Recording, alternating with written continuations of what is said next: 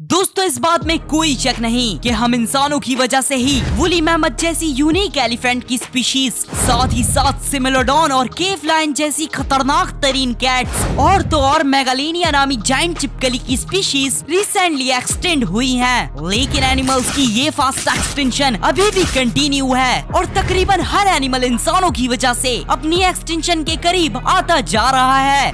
आज की इस वीडियो में मैं आपको 7 मोस्ट रेयर एनिमल्स जो एक्सटेंशन के हद से ज्यादा करीब हैं, उनके बारे में बताने वाला हूँ, तो वीडियो पूरी देखना। नंबर 7 वैकिटा।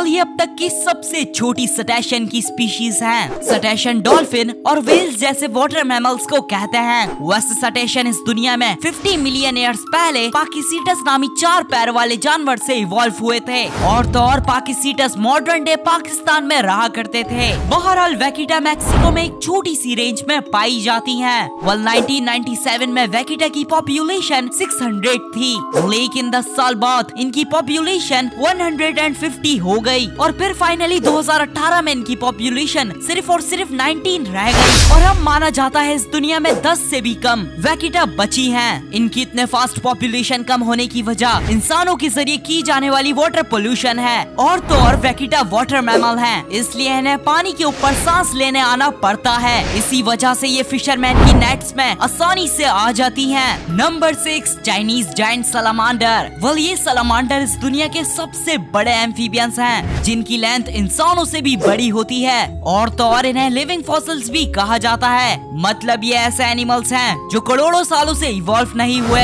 इवन इनका एग्जिस्टेंस इस दुनिया में 170 मिलियन ईयर्स पहले से है। इसका मतलब ये डायनासोर्स के साथ और डायनासोर्स के खत्म होने के वक्त भी एग्जिस्ट किया करते थे। बहरहाल ये कम्प्लीटली एक्वेटिक होते हैं जो चाइना के रॉकी माउंटेन्स के आसपास के रिवर्स और लेक्स में रहते हैं। इन्हें चाइना में बहुत ही नायाब और अहम फूड समझा जाता है और यही नहीं बल्कि इन्हें मेडिसिन में भी इस्तेमाल किया जाता है। इसलिए बहुत से लोग चाइनीज जायंट सलामांडर का हद से ज्यादा शिकार करते हैं। साथ ही साथ वाटर पोल्यूशन भी इनकी पॉपुलेशन कम करती जा रही है और अब इस दुनिया में 50,000 से भी कम वाइल्ड चाइनीज जायंट सलामांडर बचे हैं। Number 5 greater bamboo lemur. दोस्तों लीमर ग्रुप ऑफ प्राइमेट्स को कहते हैं। प्राइमेट्स वही ग्रुप है जिसमें मंकीज, एप्स और हम ह्यूमंस भी शामिल हैं। लीमर सिर्फ और सिर्फ इस दुनिया के चौथे सबसे बड़े आइलैंड मेडागास्कर में पाए जाते हैं। ये वही आइलैंड है जहाँ 85% एनिमल्स और प्लांट्स की ऐसी स्पीशीज मौजूद हैं जो दुनिया में कहीं और पाई नहीं जाती।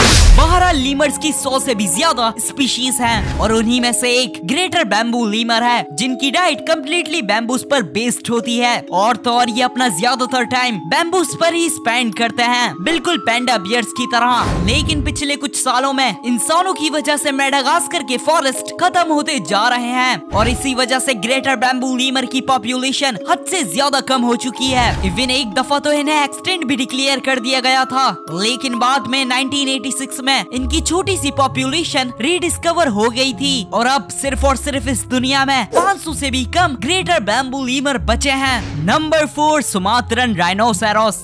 मैंने आपको अपनी प्रीवियस कुछ वीडियोस में आइस एज के जायंट वुली राइनोसेरोस के बारे में तो बताया ही था कि किस तरह से इस घने बाल वाली राइनोसेरस की स्पीशीज इंसानों की हद से ज्यादा हंटिंग की वजह से 10,000 साल पहले एक्सटेंड हो गई थी। लेकिन मिली है इन्हीं के closest living animals Sumatran rhinoceros से। ये राइनोसेरोस की वाहिद ऐसी लिविंग स्पीशीज हैं जिनकी बॉडी में हेयर्स होते हैं, बट ऑफ कोर्स ये हेयर्स एक्सटेंड हुए वुली राइनोसेरोस के मुकाबले काफी कम होते हैं। और तो और सुमात्रन राइनोसेरोस अब तक की सबसे छोटी राइनोसेरोस की स्पीशीज है जो सिर्फ और सिर्फ सुमात्रा और बोर्नियो आइलैंड में पाए जाते हैं। लेकिन एक वक्त ऐसा भी था जब इनकी पॉपुलेशन इंडिया तक फैली हुई थी, बट इंसानों की बढ़ती हुई आबादी ने उन फॉरेस्ट को तबाह कर दिया जहां सुमात्रन राइनोसेरोस कभी रहा करते थे।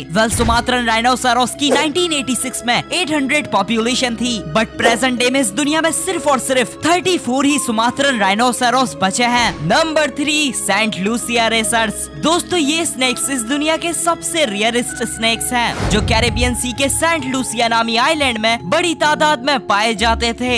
वैसे ये स्नेक्स नॉन वेनेमस होते हैं और इनका साइज भी काफी छोटा होता है, लेकिन इनकी डाइट लिजर्ड्स और रोडेंट्स पर बेस्ड होती है। बहरहाल जब सेंट लूसिया रेसर्स को 1887 में डिस्क्राइब किया गया था, जब से ही इनकी पॉपुलेशन कम हो रही थी और इसी टाइम इंसानों के जरिए सेंट लूसिया आइलैंड में इंडियन मंगूस इंट्रोड्यूस कर दिए गए थे। ना सिर्फ मंगूस ने इन स्नेक्स के हिस्से के एनिमल्स खाना शुरू कर दिए, बल्कि इंडियन मंगूस ने सेंट लूसिया रेसर्स का शिकार करके इन्हें भी खाना शुरू कर दिया था और इसी वजह से 1936 में इन्हें एक्सटिंक्ट डिक्लेयर कर दिया गया था। लेकिन 2012 में सेंट लूसिया आइलैंड के पास छोटे से मारिया मेजर नामी आइलैंड, जहां मंगूस पहुंच नहीं पाए थे, वहां से 11 सेंट लूसिया रेसर्स रीडिस्कवर हो गए थे। इनके दोबारा मिलते ही एक ब्रीडिंग प्रोग्राम एस्टेब्लिश कर दिया गया था और अब इस दुनिया में 20 से भी कम सेंट लूसिया रेसर्स बचे हैं। नंबर 2 घैरियल। वेल, घैरियल को काफी लोग क्रोकोडाइल समझ लेते हैं,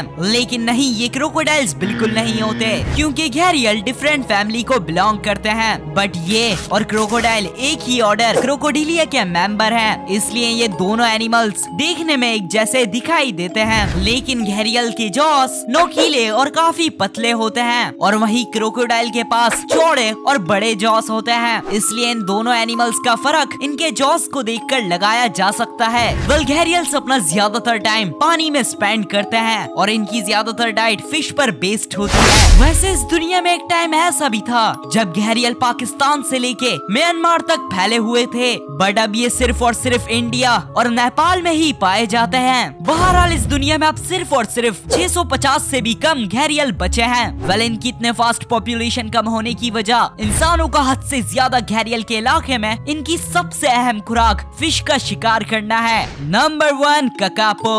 दोस्तों, बेशक पैरोट्स का नाम सुनते ही हमारे दिमाग में एक कलरफुल और उड़ता हुआ बर्ड सामने आता है, लेकिन मिलिए ककापो नामी पैरोट की सबसे हैवीएस्ट स्पीशीज से। और यही नहीं, बल्कि ये इस दुनिया की वाहिद ऐसी पैरोट की स्पीशीज है जो उड़ नहीं सकती। इसी वजह से इन्हें तमाम पैरोट के मुकाबले पैरोट्स की सबसे यूनिक स्पीशीज कहा जाता है। साथ ही साथ इनका लाइफ स्पैन 100 साल से भी ज्यादा होता है, जो इन्हें इस दुनिया के लॉन्गेस्ट लिविंग बर्ड्स में से भी एक बनाता है। बहरहाल इनकी डाइट कम्प्लीटली हर्बीवोरस होती है। वह इस दुनिया में सिर्फ और सिर्फ न्यूजीलैंड में पाए जाते हैं, लेकिन न्यूजीलैंड में यूरोपियन कॉलोनाइजेशन के बाद से यूरोपियंस अपने साथ कैट्स, डॉग्स और बहुत से शिकारी एनिमल्स ले आए थे, इसलिए न्यूजीलैंड का इकोसिस्टम पूरी तरह से बिगड़ गया था। साथ ही साथ इन इंट्रोड्यूस्ड स्पीशीज ने ककापो का शिकार करना शुरू कर दिया था और यही वजह है कि अब ककापो की पॉपुलेशन हद से ज्यादा गिर के सिर्फ और सिर्फ 247 बची है। वेल, मुझे उम्मीद है आपको इस साल की पहली वीडियो जरूर पसंद आई होगी। अगर हाँ, तो इस वीडियो को लाइक करें और मजीद इस तरह की वीडियोस के लिए चैनल को सब्सक्राइब करें। मिलते हैं नेक्स्ट वीडियो में। Take care, bye bye.